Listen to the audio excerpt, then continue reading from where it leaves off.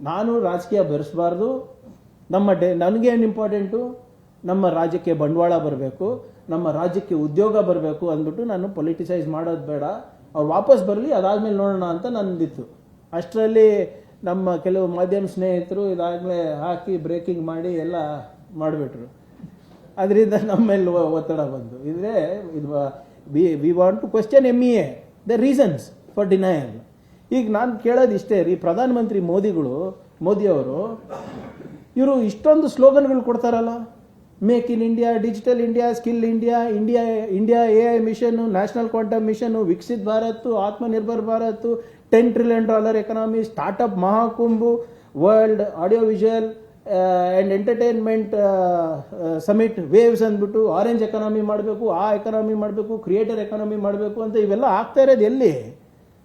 ಮೋದಿಯವರ ಪ್ರತಿಯೊಂದು ಘೋಷಣೆಗಳು ಕೂಡ ಎಲ್ಲಿ ಸ್ಥಾಪನೆ ಆಗ್ತಾ ಇರೋದು? ಅವ್ರು ಕಾಣ್ತಾ ಇರೋದು ಕನಸು ಅಲ್ಲಿ, ಇಲ್ಲಿ ನನಸು ಮಾಡ್ತಾ ಇರೋದು ನಾವು. ಅವರು ಘೋಷಣೆಗಳು ಕಟ್ತಾ ಇದ್ದಾರೆ, ನಾವು ದೇಶ ಕಟ್ಟ ಕೆಲಸ ಮಾಡ್ತಾ ಇದ್ದೀವಿ. We have the highest skill talent pool in technology, ಹೌದಾ ಇಲ್ಲ? ಸ್ಕಿಲ್ ಇಂಡಿಯಾ ನಮ್ದೇ ಅಲ್ವಾ? ಡಿಜಿಟಲ್ ಇಂಡಿಯಾ ನಾವು ಮಾಡಿಲ್ವಾ? ಇವ್ರು ಇವಾಗ ತಂದಿದ್ದಾರೆ ಮೇಕ್ ಇನ್ ಇಂಡಿಯಾ. ನಮ್ಮ ಕರ್ನಾಟಕದಲ್ಲಿ ಮೇಕ್ ಇನ್ ಇಂಡಿಯಾ ಯಾವಾಗಿಂದ ನಡೀತಾ ಇದೆ? ಮೈಸೂರು ಸೋಪ್ಸಿಂದ ನಡೀತಾ ಇದೆ. ಇವ್ರು ಇವಾಗ HAL, NAL ಎಲ್ಲ ಯಾವಾಗಿಂದ ನಡೀತಾ ಇದೆ ನಮ್ಮಲ್ಲಿ. HMT ಎಲ್ಲ ಯಾರು ಪ್ರಾರಂಭ ಮಾಡಿದ್ದು?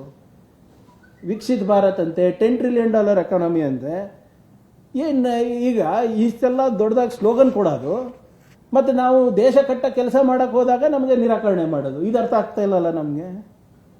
ಮತ್ತು ನಮಗೆ ಬರುವ, ನಾವು ಕಷ್ಟಪಟ್ಟು MB ಪಾಟೀಲ್ ಅವ್ರು ಇರ್ಬೋದು, ನಾವಿರ್ಬೋದು, ಬೇರೆ ನಮ್ಮ ಕ್ಯಾಬಿನೆಟ್ ಕೊಲೀಗ್ಸ್ ಇರ್ಬೋದು, ಕಷ್ಟಪಟ್ಟು ಬೇರೆ ಬೇರೆ ಕಡೆಯಿಂದ ಬಂಡವಾಳ ತಂದರೆ ಕರ್ನಾಟಕಕ್ಕೆ, ಸೆಂಟ್ರಲ್ ಗೌರ್ಮೆಂಟ್ ಕ್ಲಿಯರೆನ್ಸಸ್ಸಿಗೆ ಹೋದಾಗ ನೀವು ಗುಜರಾತಿಗೆ ತೊಗೊಂಡು ಹೋಗ್ತೀರಾ, UPಗೆ ತೊಗೊಂಡು ಹೋಗ್ತೀರಾ, ಅಸ್ಸಾಮಿಗೆ ತೊಗೊಂಡು ಹೋಗ್ತೀರಾ?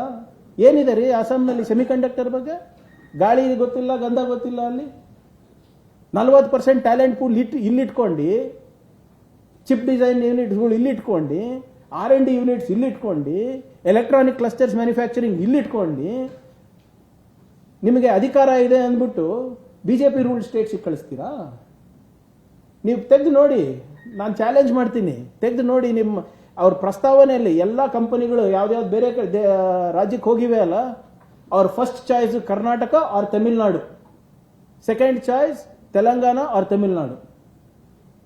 ಎಲ್ಲ ಬಿಟ್ಟು ಅಲ್ಲೇ ಹೋಗಬೇಕು, ಇಲ್ಲೇ ಹೋಗಬೇಕು ಅಂತ ಹೇಳ್ತಾರೆ.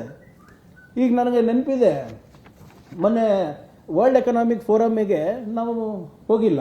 ನಾವು ಕರ್ನಾಟಕದಿಂದ ನಾವು ರೆಪ್ರೆಸೆಂಟೇಷನ್ ಮಾಡಿಲ್ಲ. ಯಾಕಂದರೆ ಅದ್ರ 2-3 ತಿಂಗಳ ಹಿಂದೆನೇ ನಾವು ಅಮೇರಿಕ ಆಗಿರ್ಬೋದು, ಯುರೋಪಿಗಿರ್ಬೋದು, ಏಷ್ಯಾ ಕಂಟ್ರೀಸಿಗೆ MB ಪಾಟೀಲ್ ಅವರು MB ಪಾಟೀಲ್ ಅವರೆಲ್ಲ ಹೋಗಿ ಬಂದಿದ್ರು. ಸೊ ಮತ್ತೆ ವರ್ಲ್ಡ್ ಎಕನಾಮಿಕ್ ಫೋರಮಲ್ಲಿ ಹೋಗಿ ನಾವೇನು ಪ್ರಸ್ತಾವನೆ ಕೊಡೋದೇನು ಅವಶ್ಯಕತೆ ಇಲ್ಲ ಅಂತ ನಾವು ಹೋಗಿಲ್ಲ. ಅದಕ್ಕೆ BJP ಅವರು ಟೀಕೆ ಮಾಡಿದ್ರು, ಎಲ್ಲ ರಾಜ್ಯಗಳು ವರ್ಲ್ಡ್ ಎಕನಾಮಿಕ್ ಫೋರಮ್ನಲ್ಲಿದೆ, ಕರ್ನಾಟಕದ ಅಸ್ತಿತ್ವ ಇಲ್ಲ ಅಲ್ಲಿ ಅಂತ. ಆಯ್ತಪ್ಪ, ನಾವು ಬಂಡವಾಳ ಹುಡ್ಕಕ್ಕೆ ಹೋಗ್ಬೇಕಾದಾಗ ನೀವು ಕ್ಯಾನ್ಸಲ್ ಮಾಡ್ತೀರಲ್ಲ, ಇದಕ್ಕೇನಂತೀರ ನೀವು? ಅವಾಗ ಮಾತ್ರ ಎಲ್ಲೂ ನಿಮ್ಮದು ರೆಪ್ರೆಸೆಂಟೇಷನ್ ಇಲ್ಲ, ಅಸ್ತಿತ್ವ ಇಲ್ಲ, ಕರ್ನಾಟಕಕ್ಕೆ ಬಂಡವಾಳ ಬರಲ್ಲ, ಉದ್ಯೋಗ ಸೃಷ್ಟಿ ಆಗಲ್ಲ. ವರ್ಲ್ಡ್ ಎಕನಾಮಿಕ್ ಫೋರಮ್ನಲ್ಲಿ ಬಿಸ್ನೆಸ್ ಆಗೋದಿಲ್ಲ. It's purely representational. ಇರಬೇಕು, ಇರಬಾರ್ದಂತ ಇಲ್ಲ. ಆದರೆ ನಾವು ನಮ್ಮ ಹೋಮ್ವರ್ಕ್ ಮುಂಚೆನೇ ಮಾಡಿದ್ವಿ, 3 ತಿಂಗಳ ಹಿಂದೆನೇ ಮಾಡಿದ್ವಿ. ನಾವು ಇನ್ವೆಸ್ಟ್ ಕರ್ನಾಟಕಕ್ಕೋಸ್ಕರ, ನಮ್ಮ ಬ್ಯಾಂಗ್ಳೂರ್ IT ಸಮಿಟ್ಗೋಸ್ಕರ, ಟೆಕ್ ಸಮಿಟ್ಗೋಸ್ಕರ. ಅದಕ್ಕೆ we thought it was not necessary. ಅವಾಗ BJP ಟೀಕೆ ಮಾಡಿದ್ರು, ಇದಕ್ಕೇನಂತಾರೆ ಡಿನೈ ಮಾಡಿದ್ರಲ್ಲ ವೀಸಾ, ಸರಿ ಡೆಲಿಗೇಷನ್ ಲೀಡ್ ಮಾಡಲಿಕ್ಕೆ ಡಿನೈ ಮಾಡಿದ್ರಲ್ಲ.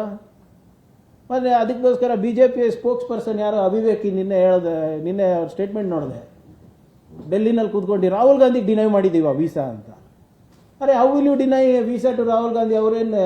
ಅವ್ರೇನು ಖಾಸಗಿಯಾಗಿ ಹೋಗ್ತಾ ಇದ್ದಾರೆ, ಆಸ್ ಎ ಟೂರಿಸ್ಟ್ ಬರ್ತಾ ಇದ್ದಾರೆ, ಬಂಡವಾಳ ಹುಡ್ಕಕ್ಕೆ ಹೋಗ್ತಾ ಇದ್ದಾರೆ. Is A minister in the government of India?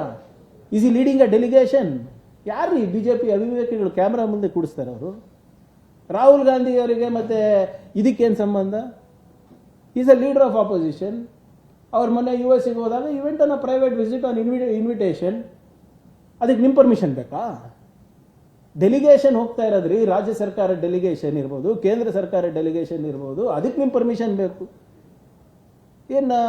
ಈಗ ಮೋದಿಯವರು ಹೋಗ್ತಾರಲ್ಲ ಅಪ್ಪ, ಕಳೆದ 2000 ಮೇ 22ರಿಂದ ಹಿಡ್ಕೊಂಡು 2022ರಿಂದ ಹಿಡ್ಕೊಂಡು ಡಿಸೆಂಬರ್ 2024ವರೆಗೂ 250 ಕೋಟಿ ರೂಪಾಯಿ 38 ಫಾರಿನ್ ಟ್ರಿಪ್ ಖರ್ಚು ಮಾಡಿದ್ದಾರೆ ಮೋದಿಯವರು.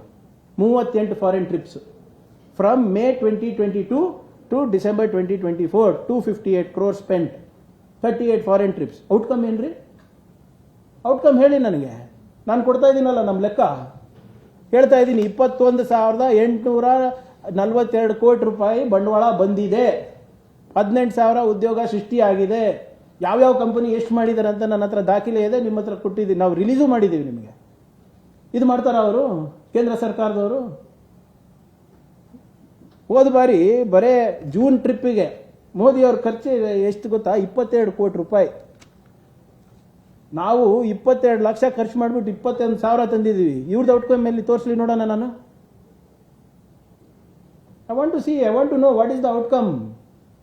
ನಮ್ದು ಲೆಕ್ಕ ನಾವು ಕೊಡ್ತಾ ಇದ್ದೀವಿ. ಇಲ್ಲಿ ರಾಮಂಗೆ ಒಂದು ಲೆಕ್ಕ, ಕೃಷ್ಣಂಗೆ ಒಂದು ಲೆಕ್ಕ ಇವ್ರದ್ದು. ನಮ್ಮ ಹತ್ರ ಈಗ ಕಳೆದ 1 ವರ್ಷದಲ್ಲಿ ಹೊಸ ಸೈಬರ್ ಸೆಕ್ಯೂರಿಟಿ ಪಾಲಿಸಿ ಬಂದಿದೆ, ಸ್ಪೇಸ್ ಪಾಲಿಸಿ ಬಂದಿದೆ, ನವೋದ್ಯಮದ ಪಾಲಿಸಿ ಬಂದಿದೆ, GCC ಪಾಲಿಸಿ ಬಂದಿದೆ, ಹೊಸ ಇಂಡಸ್ಟ್ರಿಯಲ್ ಪಾಲಿಸಿ ಬಂದಿದೆ, ಡೇಟಾ ಸೆಂಟರ್ ಪಾಲಿಸಿ ಬಂದಿದೆ, ಸ್ಟೇಟ್ AI ಮಿಷನ್ ಅಂತ ನಾವು ಮಾಡ್ಕೊಂಡಿದ್ದೀವಿ, ಹೊಸ ಬಯೋಟೆಕ್ ಪಾಲಿಸಿ ಬರ್ತಾ ಇದೆ. ಇವೆಲ್ಲನೂ ನೀತಿಗಳು ನಾವು ಯಾವುದಕ್ಕೆ ಮಾಡೋದು? ಉದ್ಯೋಗ ಸೃಷ್ಟಿಗೋಸ್ಕರ ಅಲ್ವಾ? ಬಂಡವಾಳ ಬರಲಿಕ್ಕೋಸ್ಕರ ಅಲ್ಲ? ಯಾವ ರೀತಿ ನಮಗೆ ಸ್ಥಳೀಯರಿಂದನೂ ಕೂಡ ಅವ್ರಿಗೆ ಅನುಕೂಲ ಮಾಡ್ಕೋಬೇಕು. ಆಫ್ಟರ್ ಆಲ್ ನಾವು ಫಸ್ಟು ನಾವು ಇಂಡಿಜಿನಿಯಸ್ ಆಗಿ ನಾವು ಮಾಡ್ಕೋಬೇಕು. ಅದೇ ರೀತಿ ನಮಗೆ ಟೆಕ್ನಾಲಜಿ ಟ್ರಾನ್ಸ್ಫರ್ ಇರ್ಬೋದು, ಬೇರೆ ಇನ್ವೆಸ್ಟ್ಮೆಂಟ್ ಇರ್ಬೋದು, ನಾವು ವಿದೇಶಕ್ಕೆ ಹೋಗಬೇಕಾಗುತ್ತೆ. ಈ ಚೈನಾ +1 ಪಾಲಿಸಿ ಬಂದಮೇಲೆ ನಮಗೆ ಅನುಕೂಲ ಆಗಿದೆ ರೀ ನಮ್ಮ ದೇಶಕ್ಕೆ. ನಾವು ರಾಜ್ಯ ಕಟ್ಟೋದಲ್ಲ, ದೇಶ ಕಟ್ತಾ ಇದ್ದೀವಲ್ಲ ಈ ಪಾಲಿಸಿಗಳಿಂದ. ಆಮೇಲೆ ಈ ಪಾಲಿಸಿಗಳೆಲ್ಲ ಅವ್ರಿಗೇನು ಕನ್ಸಲ್ಲಿ ಬೀಳುತ್ತಾ?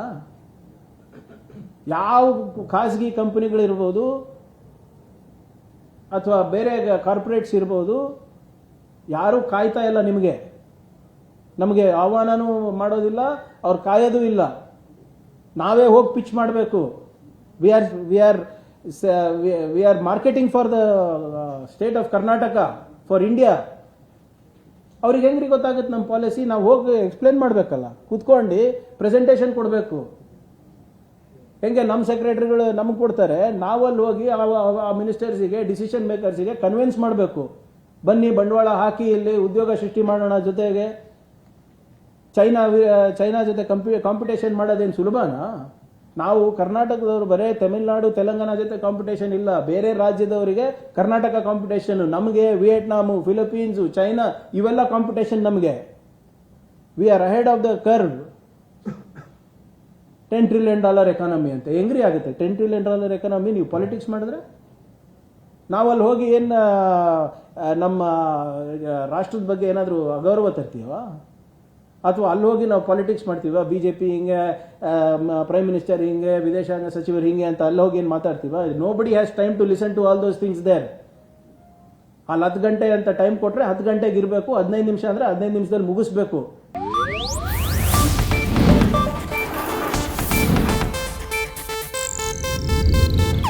ಇದು ಏಷ್ಯಾನೆಟ್ ನ್ಯೂಸ್ ನೆಟ್ವರ್ಕ್ ಪ್ರಸ್ತುತಿ.